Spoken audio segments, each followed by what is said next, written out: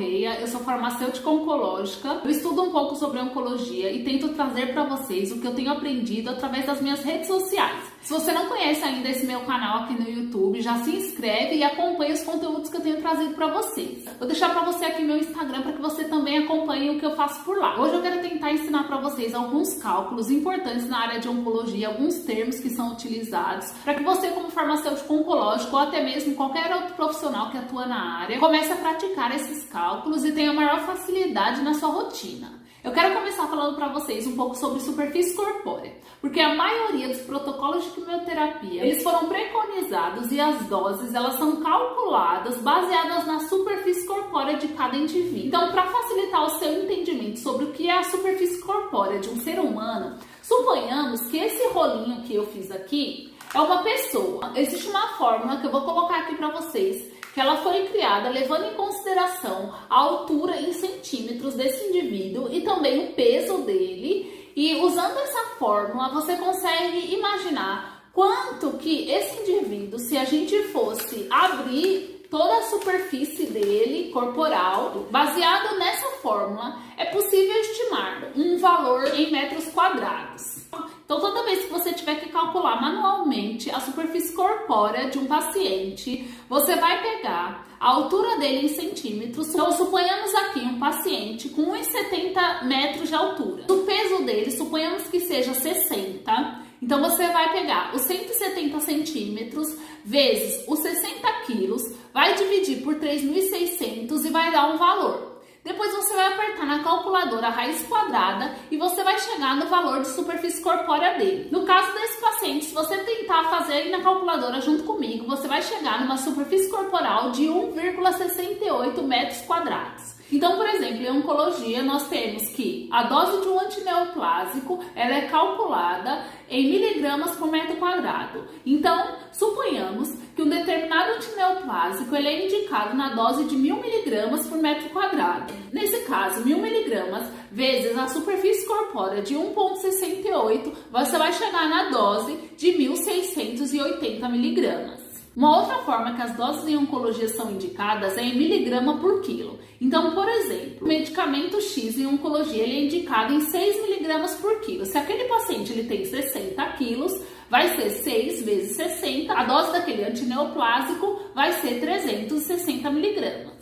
Além deste cálculo por superfície corpórea e também por peso, existe uma exceção em oncologia que é o cálculo da dose de carboplatina. A carboplatina é um medicamento que pode apresentar toxicidade renal. Então é muito importante definir a dose da carboplatina baseada na função renal daquele paciente. Então, para isso, nós precisamos da creatinina daquele paciente, que é um valor que vai indicar a taxa de filtração glomerular do rim. Para o cálculo da dose de carboplatina, nós precisamos utilizar o clearance da creatinina para chegar na dose. Então, existem valores de referência de creatinina, tanto em homens quanto em mulheres. Então, geralmente, se os valores de creatinina estiverem muito altos, significa que o paciente pode estar com uma função renal comprometida. Então, vou mostrar para vocês como é feito esse cálculo. Então, vou colocar aqui para vocês a fórmula de Cockcroft-Gaul, que é a fórmula para chegar no clearance de creatinina. Então, toda vez que eu vou usar essa fórmula, primeiro eu vou fazer o cálculo de baixo. Então, eu vou fazer 72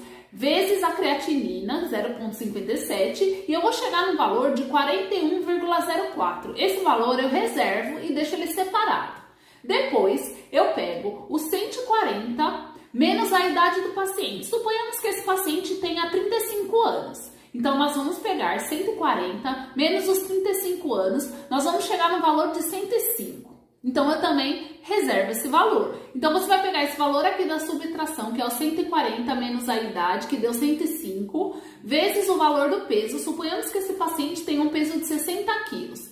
Os 60 quilos vezes os 105, você vai chegar no valor de 6.300. E agora você vai dividir os 6.300 por aquele valor que você tinha reservado, que é o 41,04. Então, a gente vai chegar no valor de clearance de creatinina de 153,5. Essa fórmula sozinha, ela é feita para calcular o clearance de creatinina de um homem. O clearance da creatinina da mulher vai ser esse valor que deu para o cálculo do homem, vezes 0,85. Então, no caso da mulher, vai ser esse valor de 153,5 vezes 0,85, que vai chegar num clearance de creatinina de 130,47. Então, para a maioria dos protocolos que tem carboplatina, a dose é calculada na área sobre a curva. Ela vai aparecer o A ou C de 4, 5 ou 6. E aí você vai aplicar a fórmula de Calvert. Como é essa fórmula? Vou colocar aqui ela para vocês. Então você vai pegar, por exemplo, 25 mais o valor do clearance de creatinina, que no caso da mulher aqui deu 130,47. Vai chegar no valor de 155,47 e vai multiplicar pelo A ou C. Por exemplo, se for 4, você vai chegar numa dose final de carboplatina de 621,9.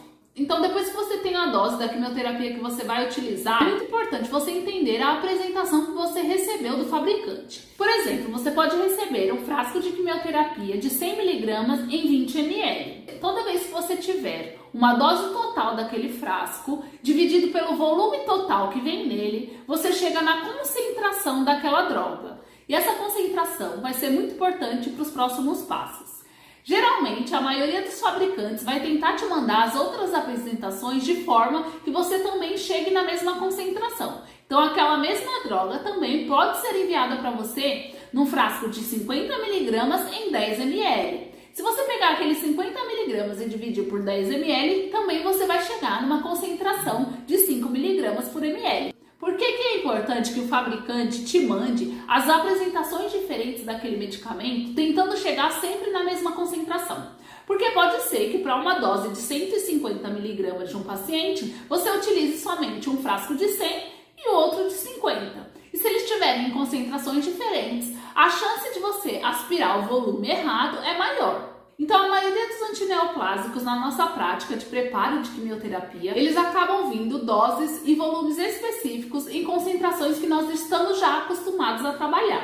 Você tem aqui, por exemplo, uma dose X de um medicamento de 750 mg que você vai precisar utilizar. Nós temos aqui um frasco da medicação de 500 mg diluído em 50 ml. Você vai dividir as 500 mg por 50 ml e você vai chegar no valor de 10 mg por ml. Feito isso, você tem a concentração daquele frasco. Para você saber exatamente o volume que você vai aspirar, você vai pegar aquelas 750 mg e vai dividir pela sua concentração. Então, essa sua dose total, dividida pela concentração da apresentação que você tem, ela vai resultar no volume total que você precisa aspirar daquela medicação. Então, eu gostaria de esclarecer para vocês alguns termos importantes. E quando eu comecei, eu também tinha dificuldade e acabava trocando essas palavras. Tem algumas medicações que você não recebe ela na forma diluída, como eu expliquei agora. Essas medicações, elas vêm em pó liofilizado. Tem um frasco com 100 mg em pó daquela medicação e existe um volume padrão no qual você vai reconstituir aquele frasco.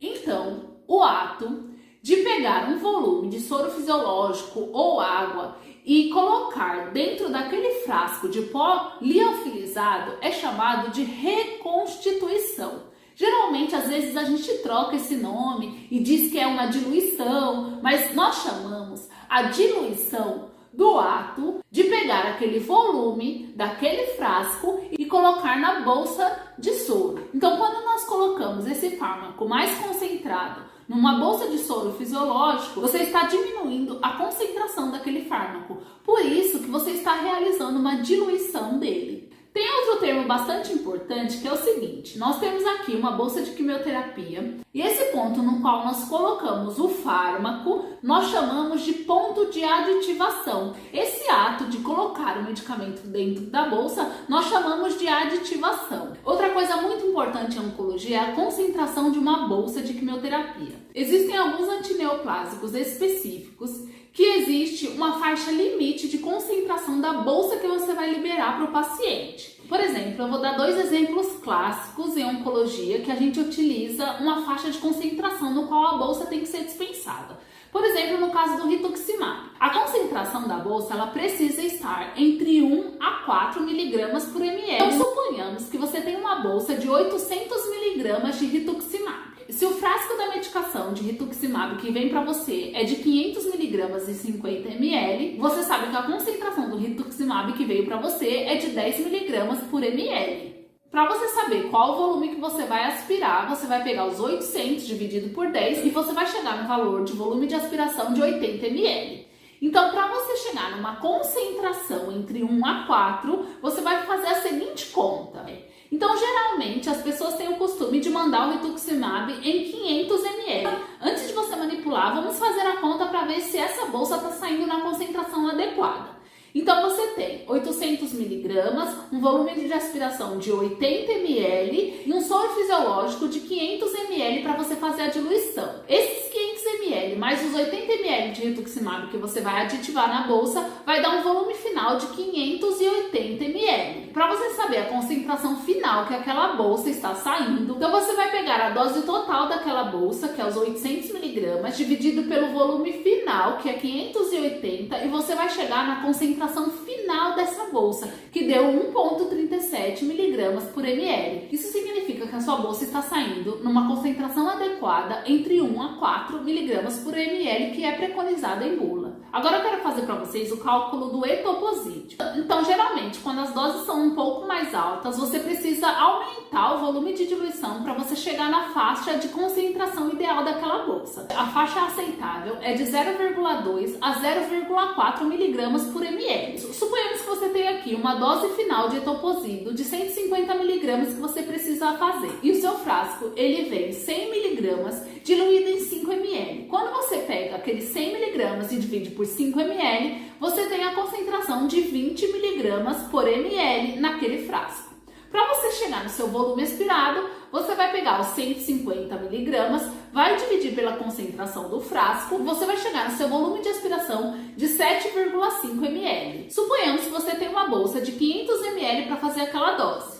Então você sabe que o seu volume final vai ser de 507,5 ml. Então você vai pegar aquela dose de 150 miligramas, que é a dose total, dividido pelo seu volume final de 507,5, e você vai chegar numa concentração de 0,29 miligramas por ml. Isso significa que a sua bolsa está saindo na concentração ideal, porque o mínimo é 0,2. Agora eu vou mostrar para vocês uma bolsa de etoposídeo no qual você vai precisar fazer o ajuste da diluição. Você tem uma dose de etoposídeo de 240 miligramas. Você já sabe que a concentração do seu frasco é 20 miligramas por ml. Você vai dividir os 240 pela concentração para você chegar no seu volume aspirado, que deu 12 ml. Então você vai fazer os cálculos para chegar nas hipóteses. Se você usar um soro de 500, você vai ter um volume final de 512 ml. Então vamos dividir os 240 miligramas pelos 512 ml. Você vai chegar numa concentração de 0,49 miligramas por ml. Isso significa que a sua bolsa não está saindo na concentração adequada, porque o máximo que ela tem que sair é 0,40 miligramas por ml. Se está em 0,49 miligramas por ml, você estará liberando essa bolsa na concentração inadequada preconizada em bula. Para que você realize essa diluição de maneira correta,